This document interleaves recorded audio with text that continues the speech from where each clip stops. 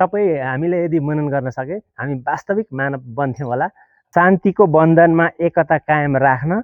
ल यतिखेर म लेटाङको अन्तर्धार्मिक शान्ति पार्कमा आएको छु।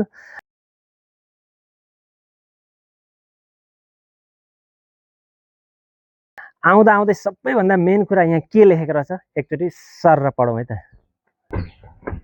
यहाँ के लेखेको छ म पढ्छु।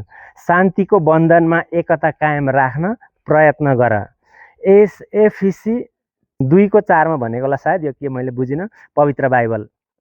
त्यस्तै गरी अर्को छ, धरतीमा शान्ति कायम राख, निसन्देह अल्लाह अशान्ति मचाउनेहरूलाई मन पराउँदैन, पवित्र कुरान।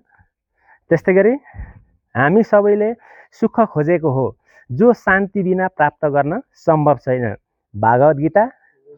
ल अझै यता हेरौँ, यो अन्तर्धार्मिक शान्ति पार्क भएकोले सबै धर्मावलम्बीहरूको आफ्नो भनाइराखेको छ, म पढ्दैछु।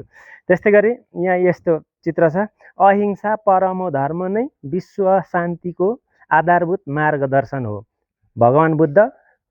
त्यस्तै गरी अर्को छ, विश्व शान्ति र मानव एकताका निम्ति सबै धर्म एक हुनुपर्छ, महिगुम अंशिमाङ्ग फाल्गुनन्द। र त्यस्तै गरी अन्तिममा छ, प्रेमको पाइला चालेर हेर, शान्तिको मार्ग खुल्नेछ, सबैलाई आफ्नो ठानेर हेर, संसार नै आफ्नो बन्नेछ, सुप्रिम मास्टर गड एन्जल। आहा, कति राम्रो कुराहरू लेखेको रहेछ। वास्तवमा सबै कुराहरू 101 छन्। सबै हामीले यदि मनन गर्न सके हामी वास्तविक मानव बन्थ्यौँ होला भन्दै आजको भिडियो यति नै। By by.